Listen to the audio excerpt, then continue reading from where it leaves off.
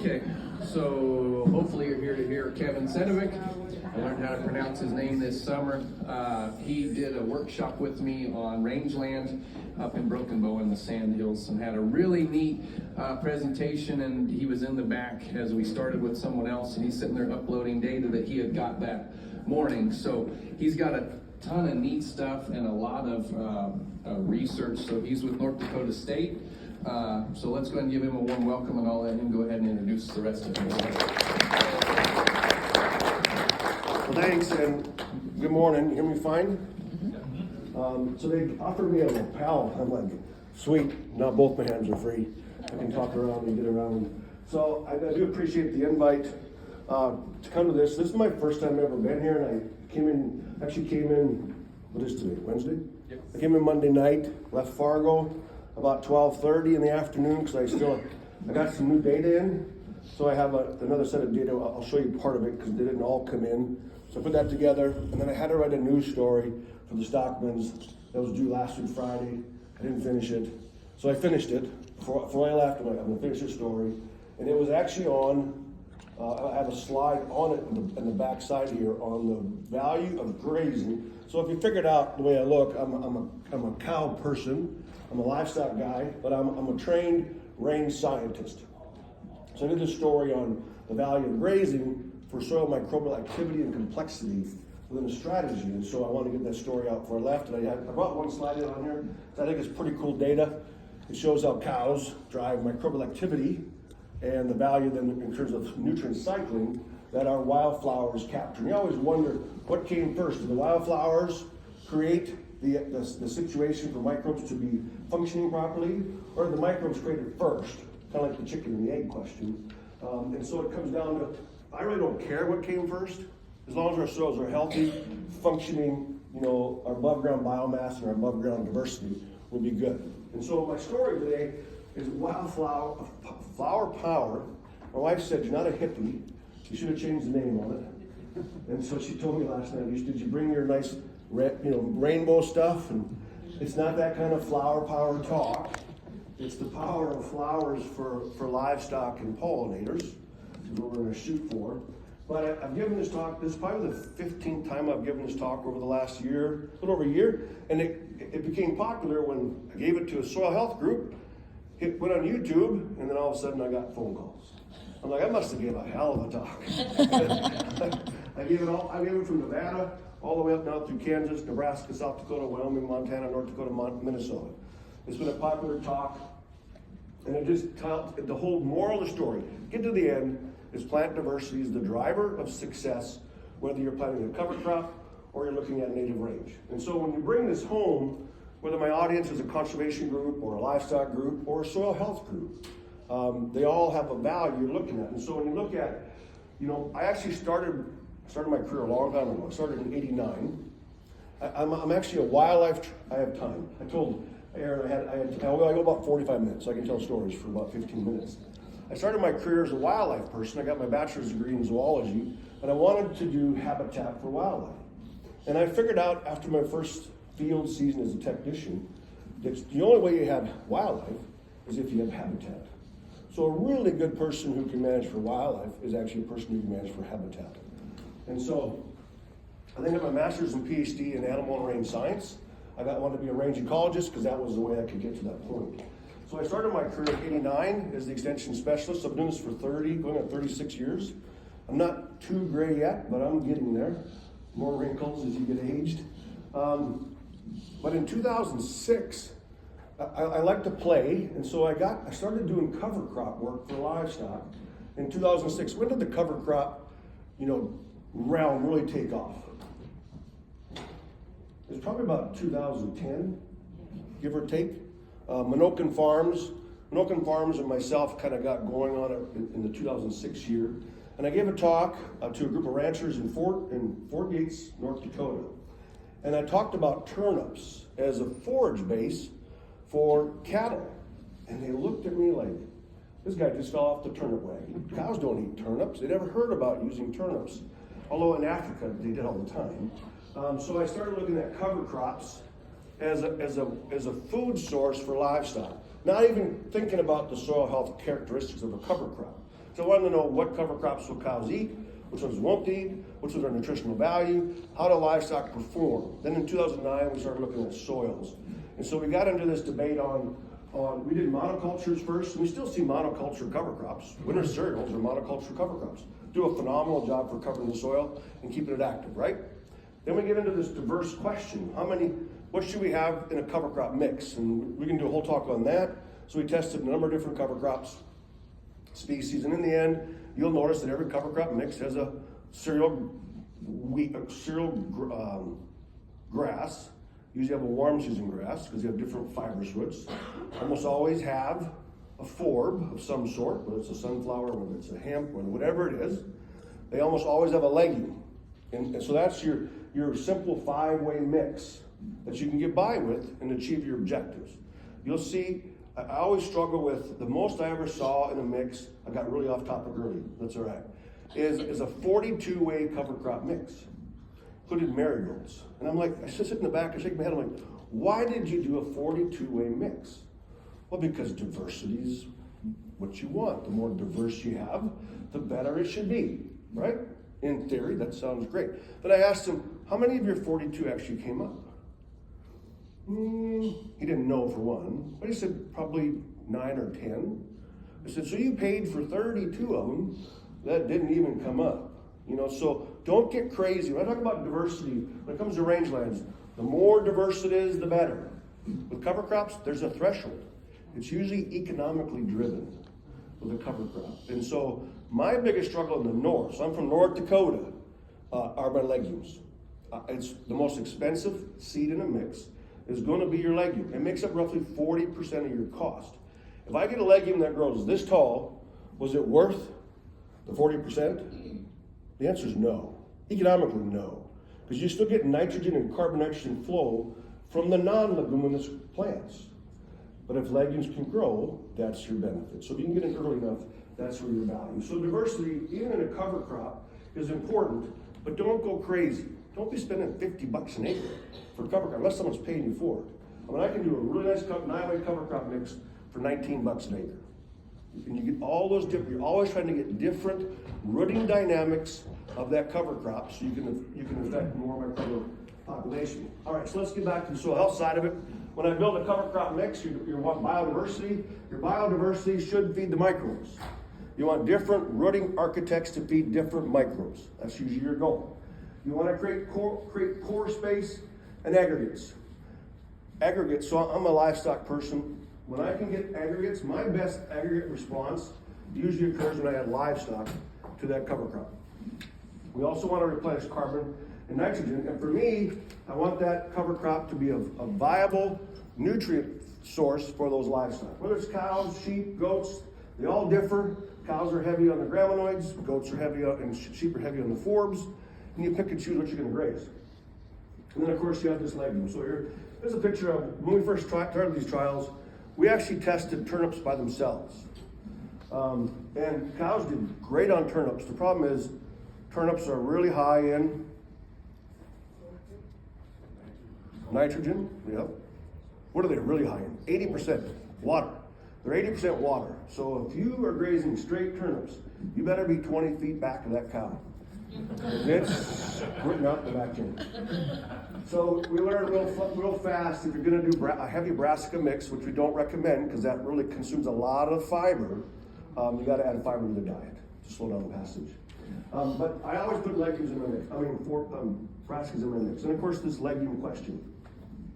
And these are also true for native range. They should have grasses, forbs, legumes, and also should have shrubs in reality. So what does this have to do with flower power? And actually change it to power of flowers.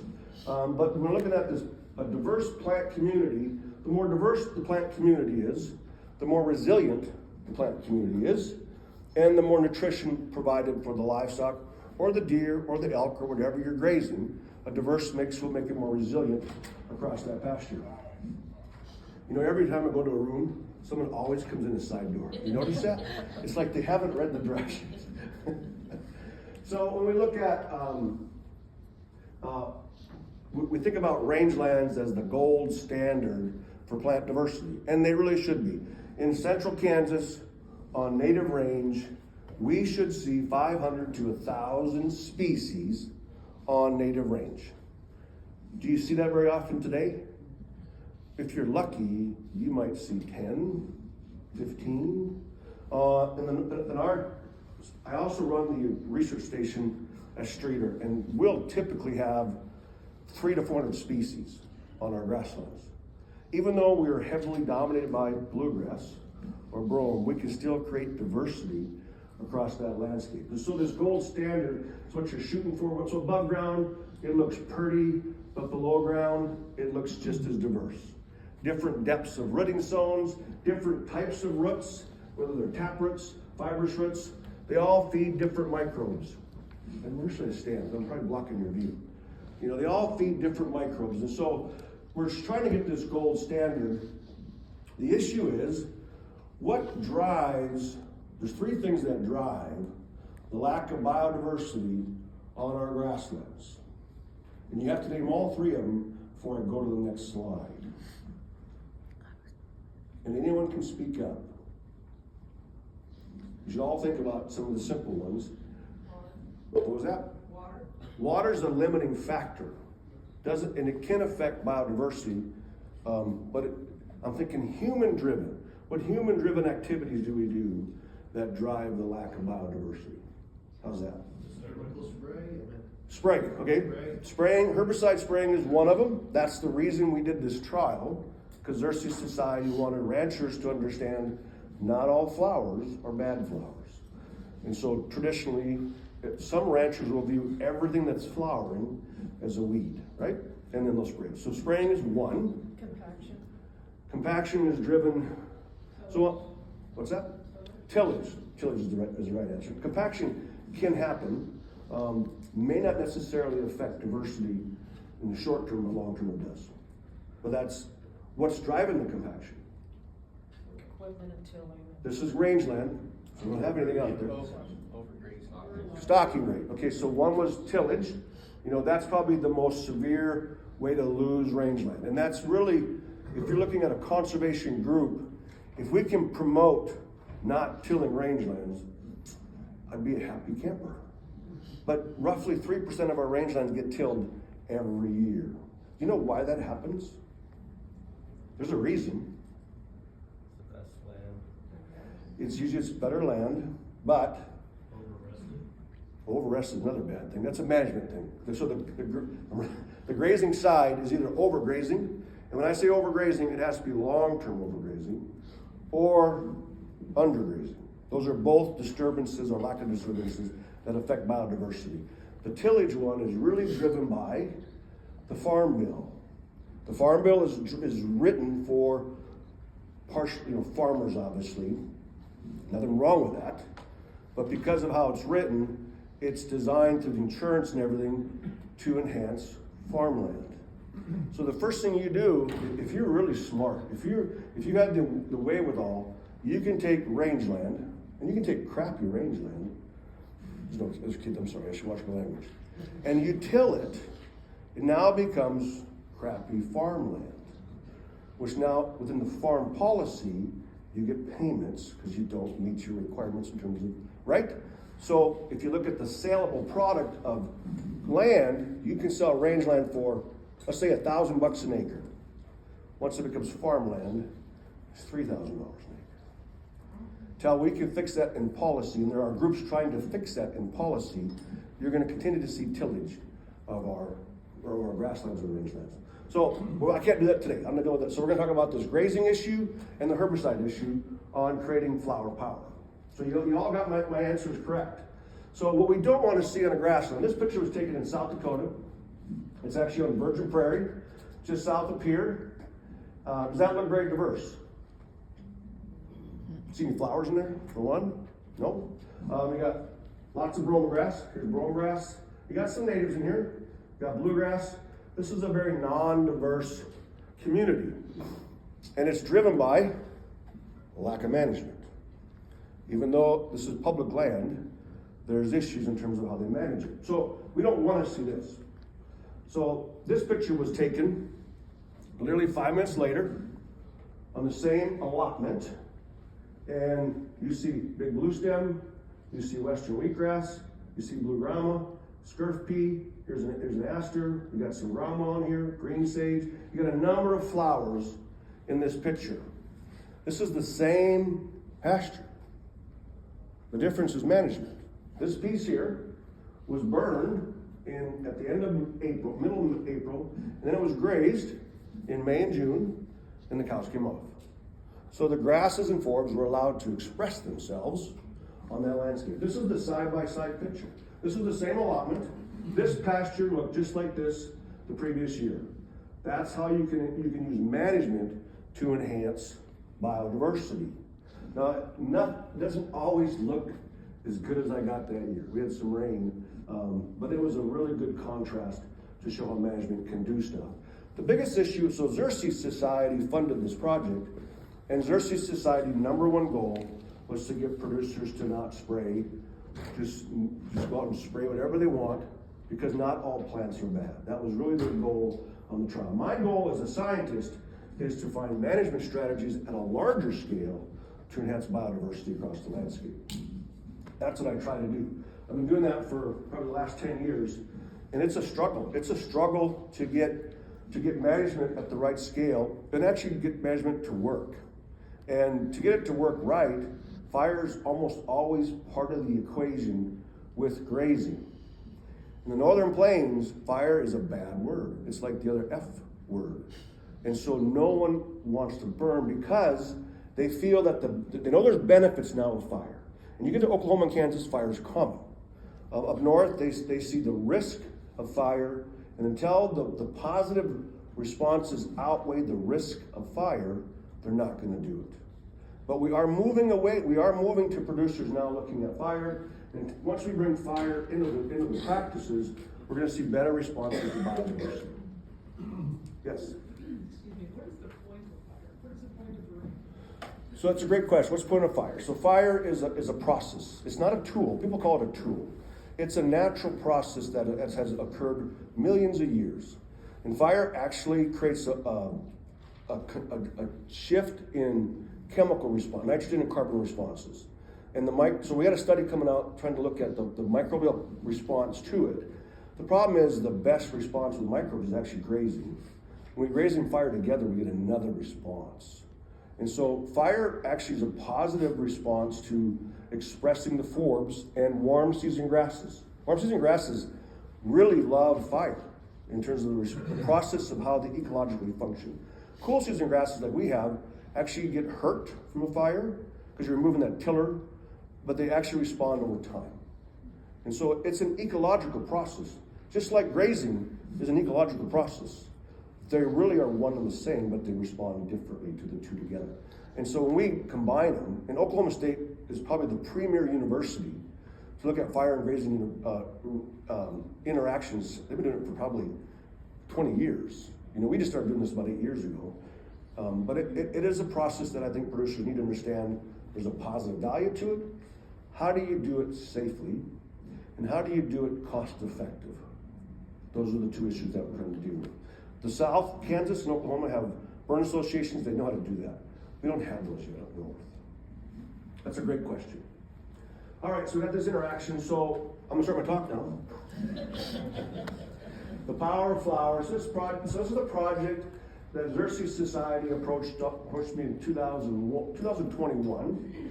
And like I said, their whole goal was to look at trying to eliminate herbicide spraying on these flowers. And so to do that, we have to ask the question, am I getting too close to your camera? No, you're good.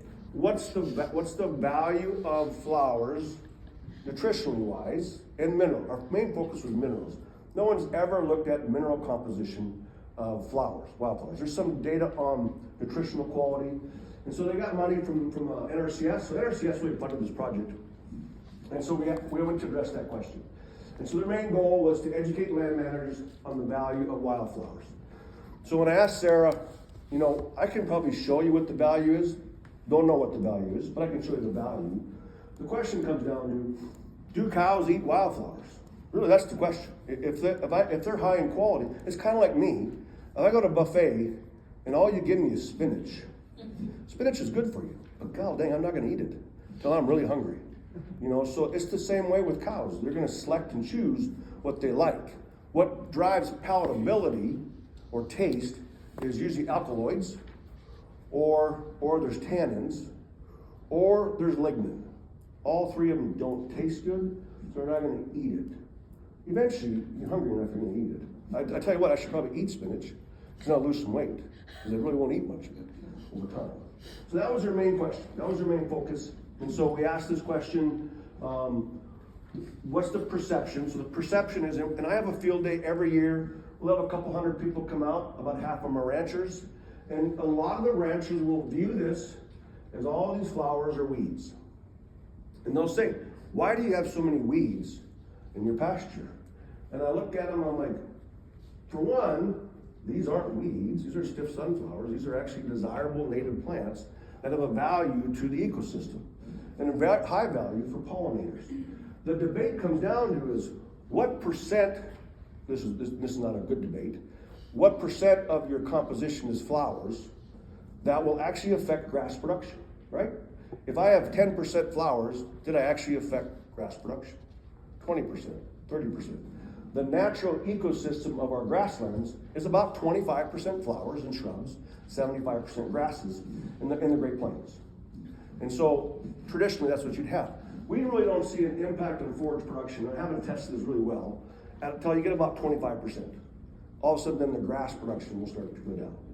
So I'll tell them, irrelevant, these aren't affecting grass production. The other point is, how do you not know these cows aren't grazing? Are they grazing these flowers? So we asked this question, so three of these things. One is are they competitive? You know, some ranchers feel that they're noxious weeds.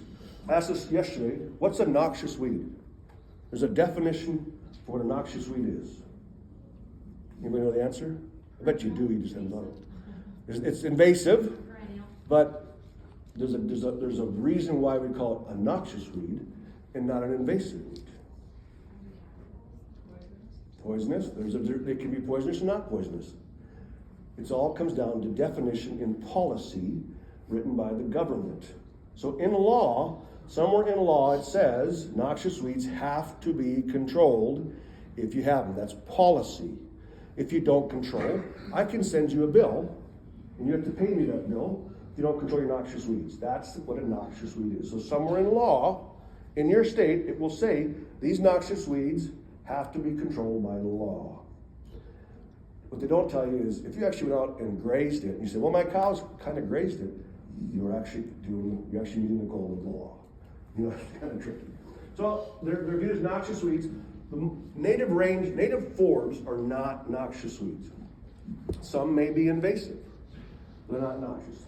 Also, they're thought to be toxic. And some native forbs, or flowers, are going to be toxic. The debate on just because it's toxic, does it mean it's going to make them sick? Or does it mean it's going to kill them?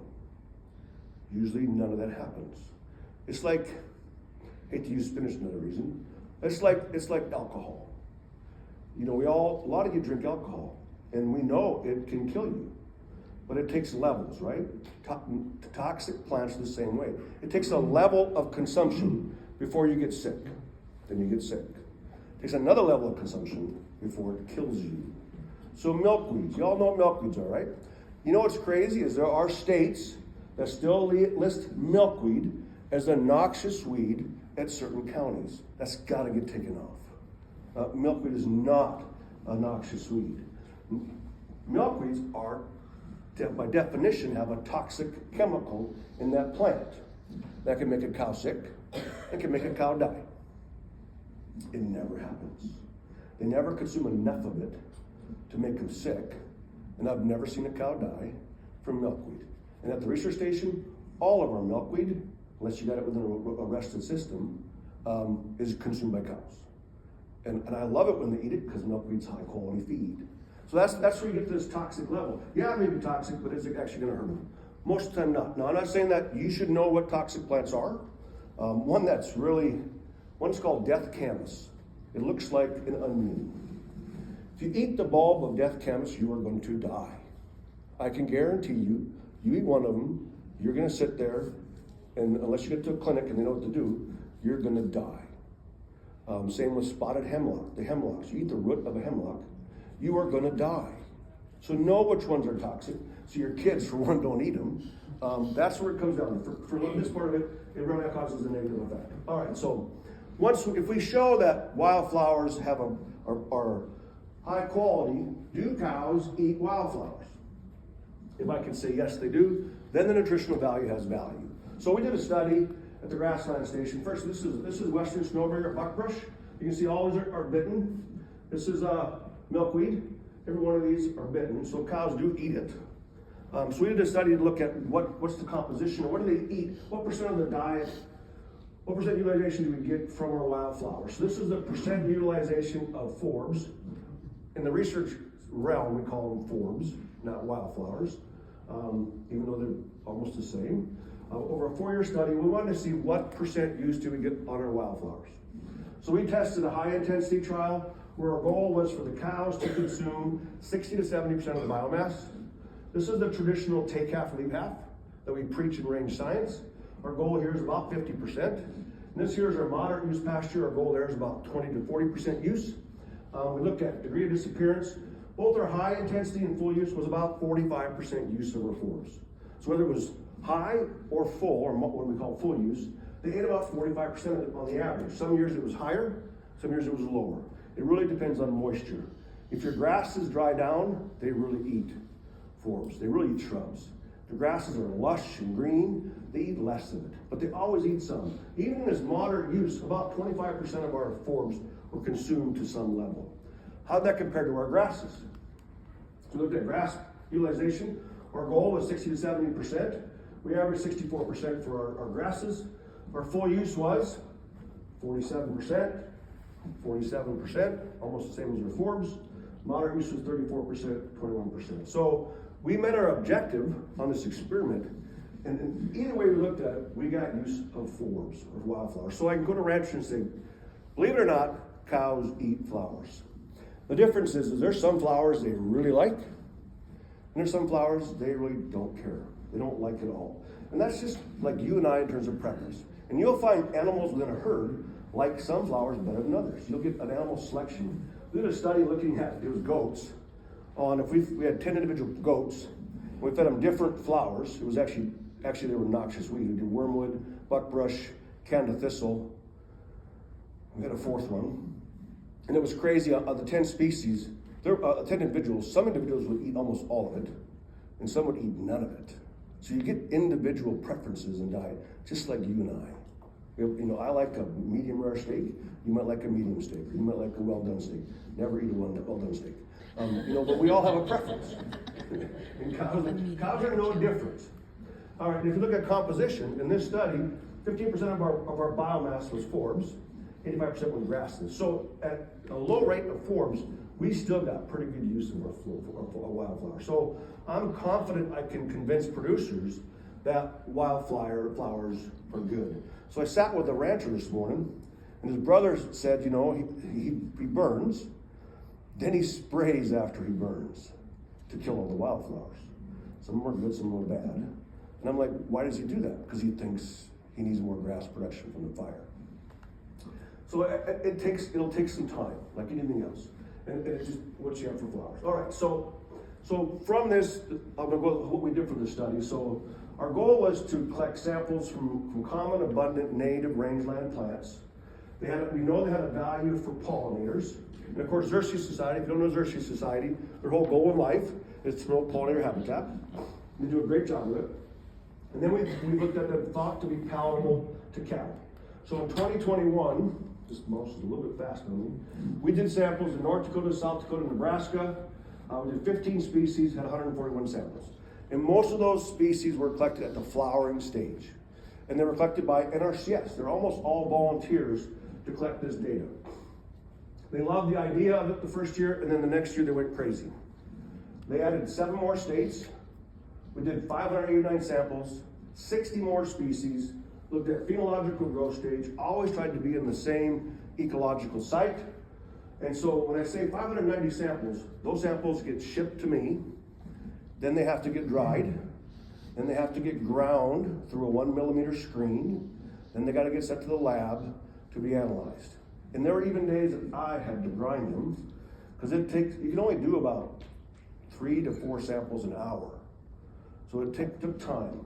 And it was pretty cool data. The problem with this data is it's so hodgepodgey in so many different areas. You get 1 or 2 samples, you really can't publish that data, but it still tells a pretty cool story.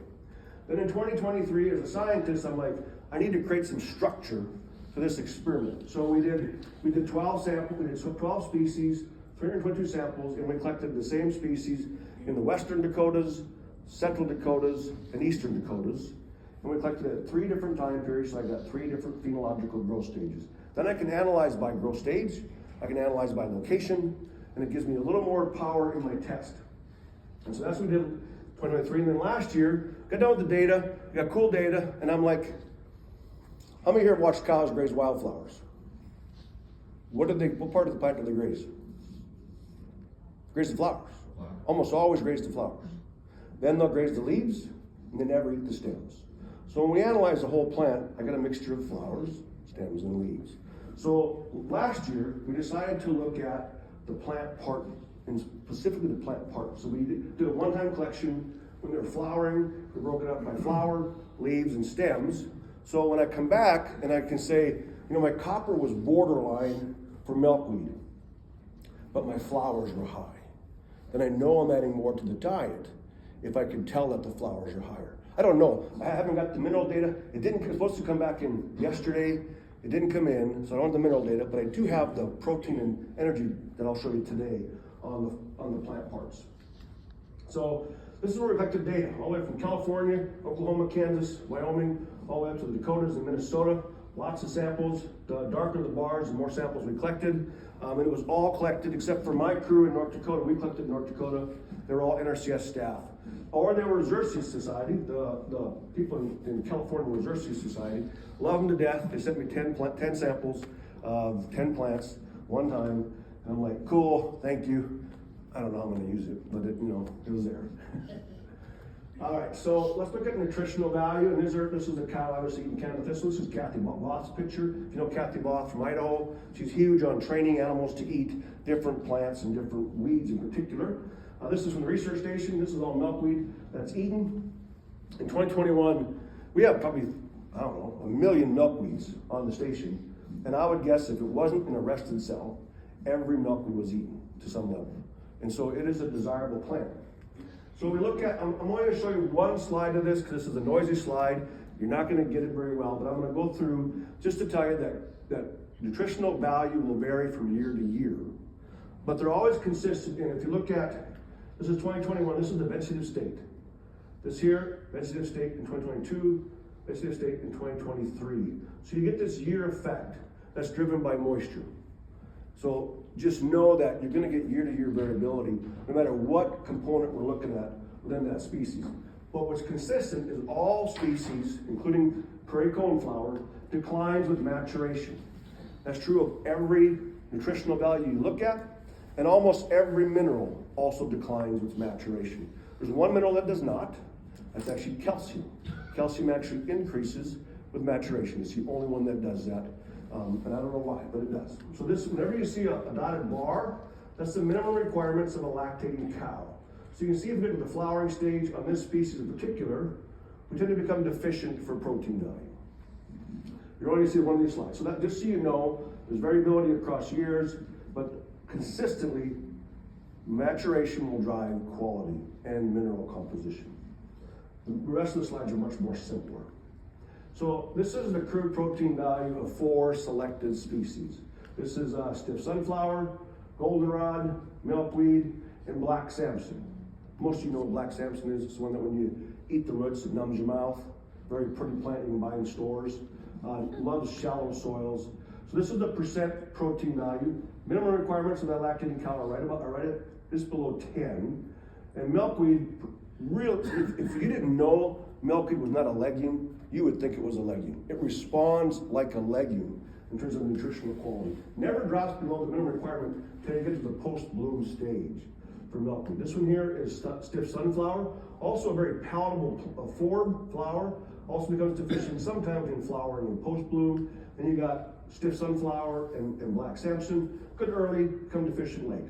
They all are going to differ. Some are going to be higher in quality longer, some are going to be lower in quality earlier in the game. And just know that that's going to happen, and that should happen. The beauty of this is what? If I have all 4 of these species, I'm going to have enough quality. If I only have these 2 species, I'm going to become deficient in time. The role is biodiversity. So if we look at our legumes, the beauty of legumes, here's your legume up here, it's a black bar.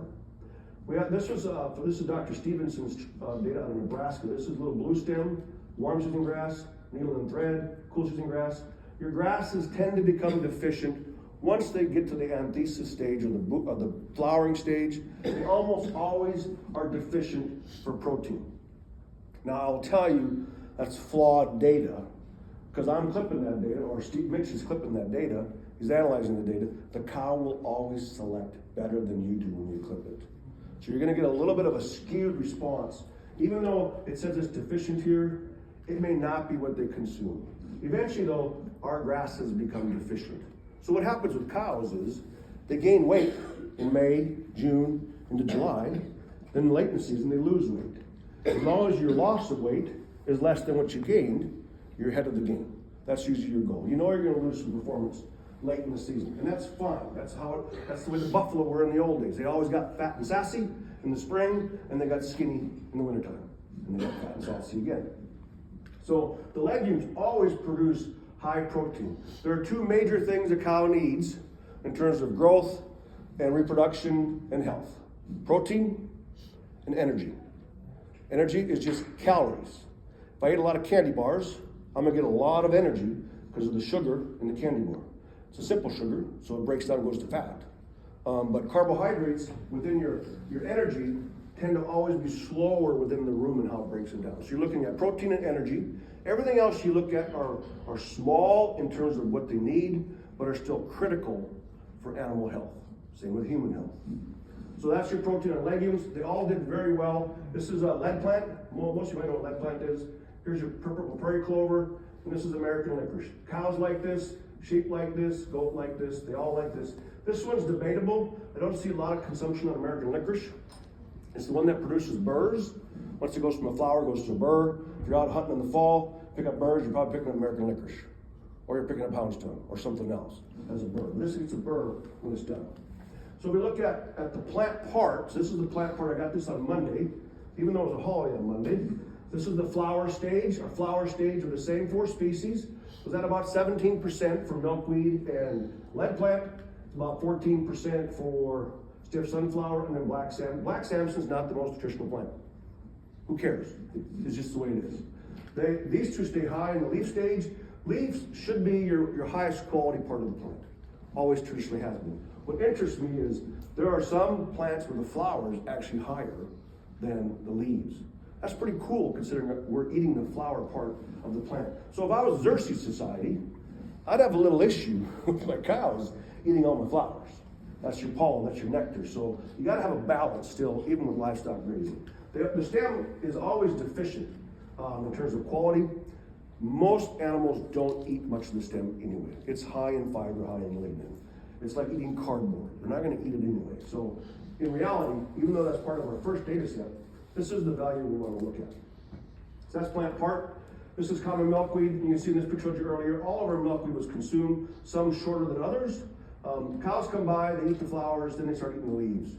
And if you look at the monarch butterfly, your driver for milkweeds, they use the flower for nectar and for food source, but they lay their eggs on the bottom part of these leaves. So if we get a lot of consumption of the leaves, they are consuming the eggs of the monarch butterfly. There's a threshold you want to be at in terms of consumption. But even the Xerces Society goes, yeah, they're eating it, but at least we're not spraying them out, which is still important. So this is the TDN. This is the energy content of these plants. There's 72 flowers here.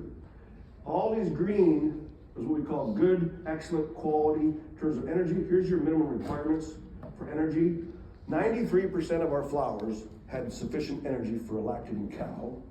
90% of them all were above 60%. So we provide plenty of energy within these plants. If you think about energy, and if you have livestock, When do cows need the most energy during the season?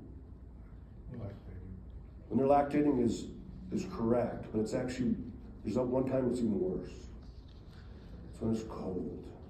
When it gets cold, it takes a lot of calories to heat that body up.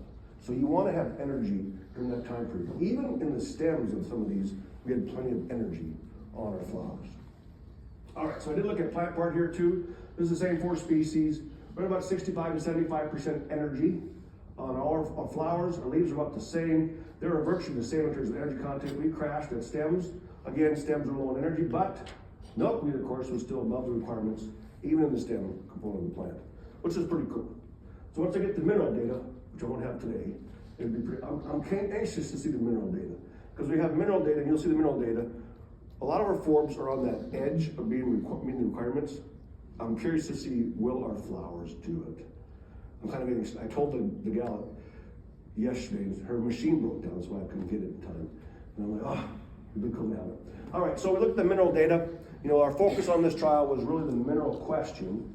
And because our flowers tend to be very deep rooted, they can mine minerals down at 4 and 5 feet that our grasses cannot mine. So in theory, can we get more minerals in our flowers? And we always thought flowers were higher in minerals. There's no data out there, which is kind of cool in this trial. So will wildflowers provide a higher level of minerals needed for growth and reproduction? So I'm going to say that, but I don't want you to go out and say, man, wildflowers are going to give you all the minerals you need. You don't need to add minerals and vitamins to your diet. That's not what I'm trying to preach. You still have a balanced mineral and vitamin diet for your livestock. We do it on our research station. We run 450 brood cows. We have a really good mineral program. Minerals affect the immune suppression and also will impact reproductive performance. So I can't afford to have 10% of my cows open. So I'm still got a mineral program. But the beauty is, cows will store minerals in their bodies, the copper minerals in the liver. If we do provide minerals to them, can we actually provide an excess and level? If it gets too high, what they do is they just urinate it out. Comes out the back end, either through urine or fecal tissue. All right, so we asked that question. So I have 5 slides. They look the same. This looks noisy, but it's actually a really good way to show you this. This blue bar here is the minimum requirements of a lactating cow. This is, I must have missed this slide. This is calcium. This is calcium content. Here's minimum requirements of lactating cow. We published this paper here by Wanchek last year, and it shows what the grasses provide for each mineral on our study. Every location is different. Your soils are going to drive mineral composition. These are the 11 forbs we looked at, or wildflowers we looked at. Every one of them wildflowers was above the minimum requirements of that lactating cow, even in the vegetative state and the seed set stage. So we always had plenty of calcium in the diet for our wildflowers. That is not true with your grasses part of the season. You know, we saw it here, our grasses were borderline. And whenever I show you something that's borderline, doesn't mean 100% is available to the cow. Copper, for instance, ties up with sulfur or ties up with molybdenum. So if I give you 100% copper in the diet, doesn't mean it's all available to the cow. It's going to get cycled to the body and not utilized at its full potential. So even when I show you this, that calcium, is borderline or good here, it may actually not be within the body itself. Our forbs are really good. Our top forb here was black Samson and rosinweed. Rosinweed is a plant you'll see in Nebraska, Kansas. Not the greatest. It's a native species. Cows don't eat it very much, but sheep will eat it. But you can see they all do well, anywhere from 0.7 to 2.5%. Some of these plants are actually 4 times the level of calcium than our grasses were. That's pretty cool. That's calcium. Phosphorus. So phosphorus is the most limiting macro mineral globally on our grasslands. Phosphorus ties up in the soils, not always freely available. So even though we have it, it's not always, it usually becomes deficient for part of the year. If you read the literature, there's one mineral that cows, sheep, horses, you and I will seek and actually consume. Does anybody know that mineral? And we all do it every day on our food. Salt. Every animal will actually crave salt. When you become deficient, you're going to crave salt. You can salt up. Cows are no different. The data will say that that's the only one. The research says it's the only one. I think there's new data coming out that shows livestock actually will select for phosphorus. If you see a cow eating bones, which I've seen, if you see a cow eating rocks, which I've seen, they're usually looking for phosphorus. I say that, I don't have any supported data to say that, but I have enough anecdotal data which are starting to show phosphorus is selected for. So you can see here's the mineral requirements of phosphorus. Here's the grass in our trial, always deficient in phosphorus.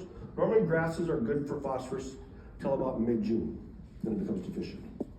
So you'll look at our forbs. Some of our forbs were well above requirements, and some are below requirements. Again, the value of biodiversity across your landscape. This one here is milkweed again. Milkweed was never deficient until it got to the seed set stage. This one here is scarlet globemelon. How many of you know scarlet globemelons? Got one.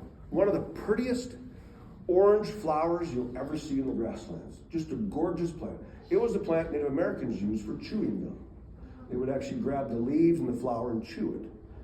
I've done it. It doesn't taste that great, but it lasts long in your mouth, so you have to spit it out after a while. So this one here is scarlet globemelon. Cows don't do much consumption of globemelon. Here's prairie coneflower, also looked good. Some of those are good early. So we do have phosphorus available in our minerals, and some of them for quite a bit late in the season. So our last macro mineral I'm going to show you. When I say macro mineral, that means it usually shows up more than 1% of composition. Trace minerals usually are in parts per million, really part of a trace. If you're a farmer or a rancher, a farmer in particular, you probably put your trace minerals in your soils because your plants do need trace mineral uptake. And our soils in the northern plains become deficient of a lot of our trace minerals. So this is potassium. Potassium is the one, if you see your pasture is really green, potassium makes the green color on your plants. That's how you can really tell you have a lot of potassium. Minimum requirements are down here. All of our wildflowers were high in potassium. Some of these were up to 3.5% of the composition was potassium. That's a high level rate within the diet. And when a cow eats too much of it, they just pee it out. Just goes out the back. There's nothing wrong, not gonna hurt them. If they got plenty in the diet, and they can store it for partial time periods within the body. So again, our top species was milkweed. Here's our stiff sunflower. This one here is purple prairie clover.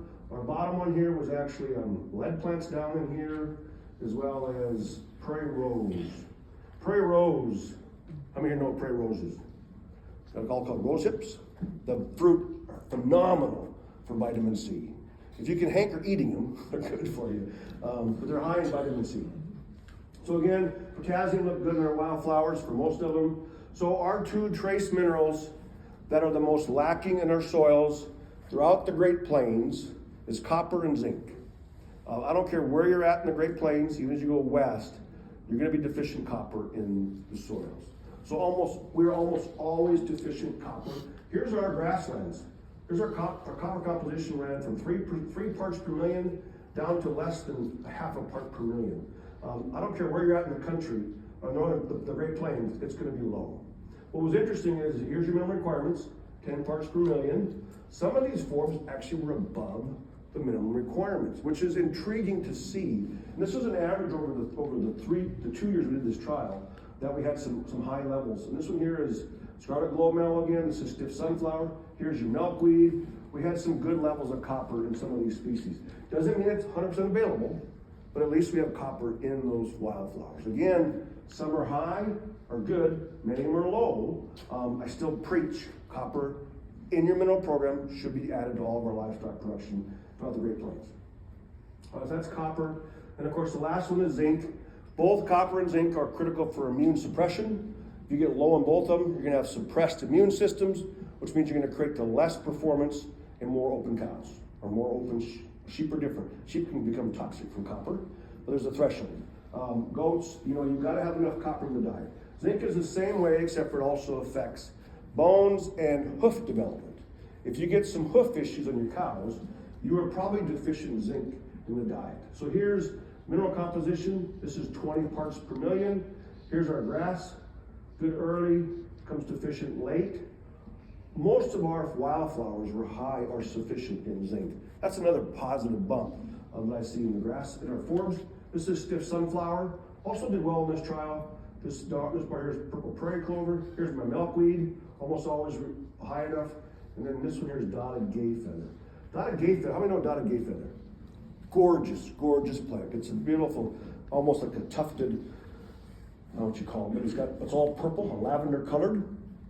And in North Dakota, we don't get a lot of use of dotted gay feather by cattle, but as you go south, you see more use of it as you go farther part of the state. And I think it's a function of warm season grass dominant and cool season grass dominant.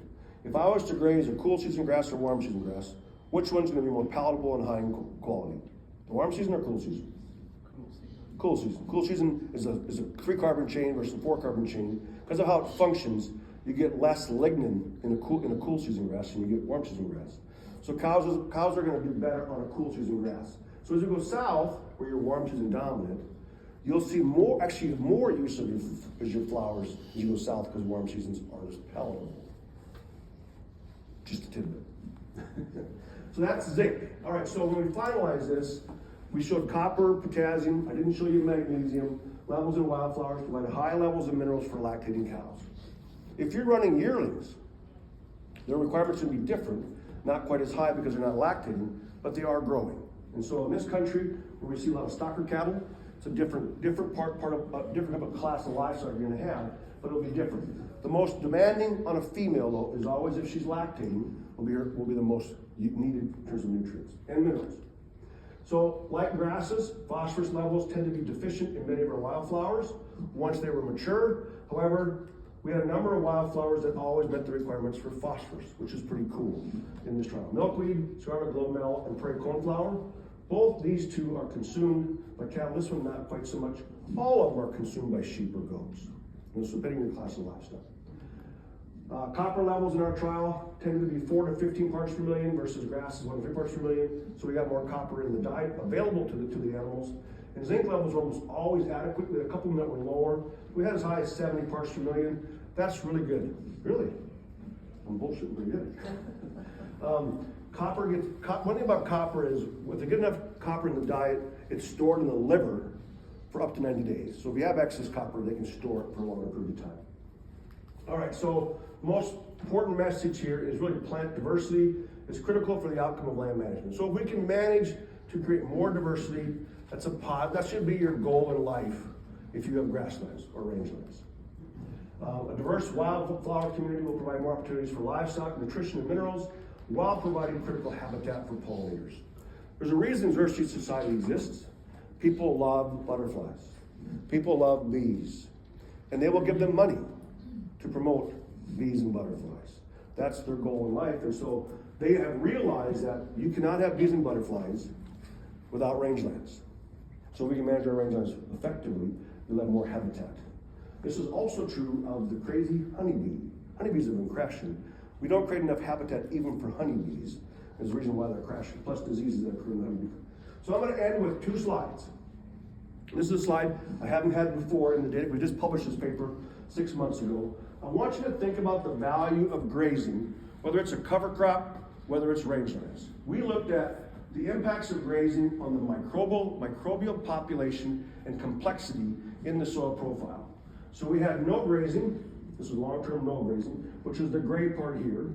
We had a moderate stocking rate, we had a full use stocking rate, and we had a heavy stocking rate. These are temporary effects. So we grazed for 1 year at a heavy rate, full rate, or moderate rate, and the next year it shifts to the light. So you get this rotation. The heavier we grazed within a year, the greater our produce and fungal diversity was, the greater our overall complexity was, and so we created more fungi and more produce than if you didn't graze at all. And the heavier you grazed, the better response you had. That's the importance of, if you look at the pendulum of 5 principles of soil health, there's actually a 6th principle, if you've heard of. The 5th one is livestock. They finally added it about 3 years ago. I think it is probably as important to be functionally soil microbial than anything else. The problem is we're limited. Producers are limited because they don't have infrastructure for grazing. But if you can add grazing to the puzzle, it's a tremendous win. So we can get more of the important parts. What we did not find, we didn't see a change in bacteria. We only saw it in the fungus and produce. You know what protists are? Protists are those that feed on the fungi and bacteria.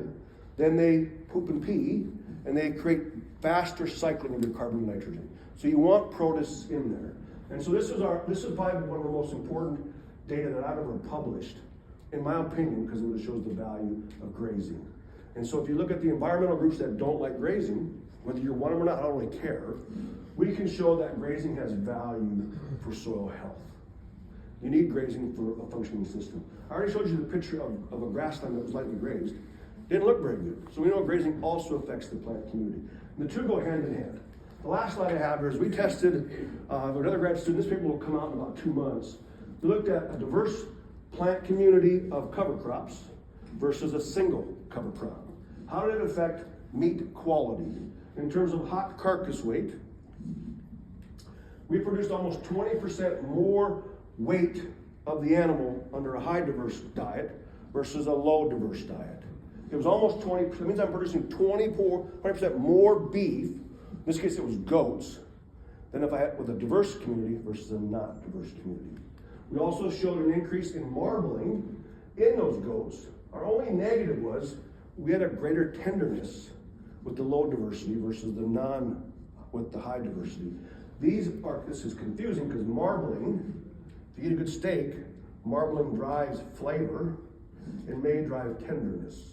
So we didn't have and this was barely significant. Well, this was only negative. Everything else was we produced more, and we produced more of a marbled animal from a diverse cover crop. So if I can sell that story, that's the beauty of diversity, even on the meat side. And you've heard the story from producers. They'll tell you, I produce a better quality animal in a diverse cover crop mix. They never have data on it, but you can eat their meat. You say, yep, it's better. I like it. So we have some data to support it with goats. This will come out in about 2 months. That's the last slide. So within this study, we were funded by it was funded by NRCS. We had a lot of people in this trial. It was a cool study to do. Sarah Hamilton managed this study with Ray Powers, who's from Nebraska. And it was just a cool trial. I had to do all the work on the inside of it. And so they created an output. This is their output that we just got the draft on. I got it about last week. And they're trying to create an output, a one-page output for each species, its value for pollinators, and its value for livestock within that component. And then it's just kind of cool. So it's really early in the phase. I kind of looked at it. I don't like the layout that much, but I didn't have to do it, so I'm not going to complain. But I did review it, so it should be available. We're hoping to have it available in like 2 months. You'll find it throughout the Great Plains. It'll be available soon. From there, I got like 2 minutes for questions. You got 4 minutes, but I got to go to the phone. Okay, sounds good. So I got 4 minutes for questions. Any questions? Do you recommend feeding mineral salt separately? No, because, and she asked, do I recommend salt and minerals separately? The problem with minerals is some are not palatable. Try to feed magnesium to a cow, it's not going to eat it. But every cow needs salt. So when you add the two together, you use salt as your binder to get them to eat the mineral. So always put them together. Yes, ma'am. I'm sure you're aware of Kansas burning is a big deal, particularly in the windmills. Mm-hmm. And they burn every year. Mm-hmm. How do you get to, how do you know how often you need to burn in your particular context? So that's a great question. So the Foothills of Kansas, they burn every year. You know why they burn every year? It's 100% function of livestock performance.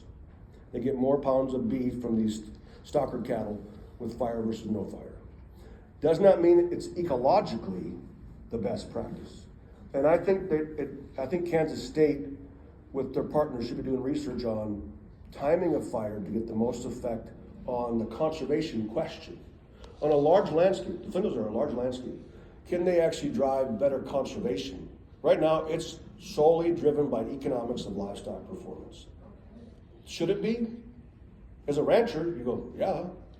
As a conservationist, you go, there's probably a better way to do that to be more conservation soundness to get the performance of your stockers. That's my take on it. And I've read the literature on it. It's what they did. They were like the first ones to do it. 20 years ago, they were burning the Foothills. And for some reason, they went gung-ho and burned 95% of the Foothills. Every year. Since I was a kid. Yeah.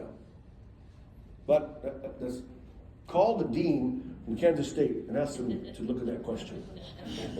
I think I know the dean. That's a great question. That's the role of fire. Yes? That question, you know, the performance is specifically for continuous grazing. When you add managed grazing to it, you can maintain performance and economics and get away from the burn. I agree, because it is a continuous grazing after a burn. You know, can they do a patch burn system that creates heterogeneity of structure and heterogeneity of flowers versus 100% driven by livestock performance? I think they can, and I'm surprised we talk about this in 2025, that they haven't looked at that question 10 years ago. When Oklahoma State came out with patch burn grazing, basically 12 or 14 years ago, why didn't that get tested in the Flint Hills? Because it should have been. And the Flint Hills are gorgeous grasslands. They just are managed for livestock performance today. Yes, sir.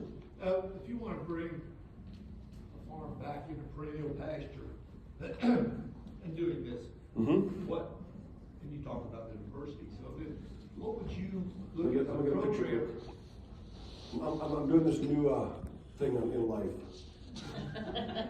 So ask it again. Yeah, what would be the steps you would go through that you would end up having a really good long-term perennial pasture coming out of farm?